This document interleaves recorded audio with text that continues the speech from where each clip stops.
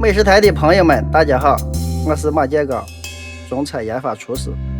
我老家陕西的面食是吃了名的花样多，比如今天做的这个特色小吃烩麻食，中间窝边上翘，就像猫耳朵一样。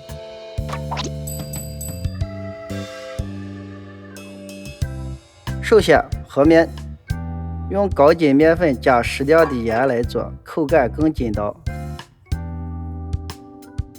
分次加入凉水和成面团，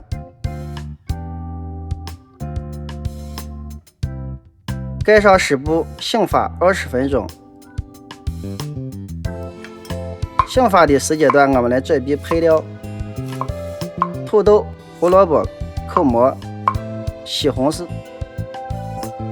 豆芽掐去根部。面醒的也差不多了，揉几下直到面团光滑，擀成薄片，切条后切成丁。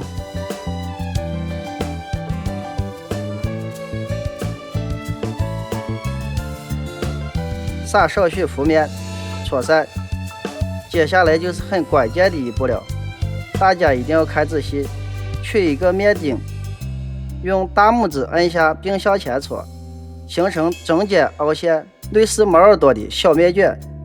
也可以像这样在一个竹编的小布机或者草帽上搓，形成好看的小花纹。然后起油锅，撒入葱花，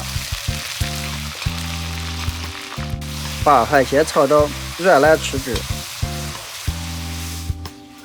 再下入剩余的配料翻炒。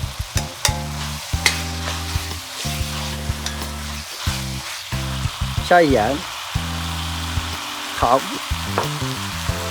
五香粉，因为没有荤菜，所以可以适当的加一点蚝油提鲜。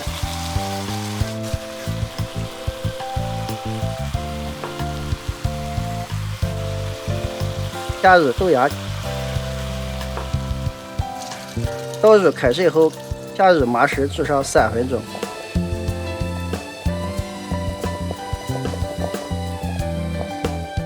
撒入葱花，就可以关火出锅了。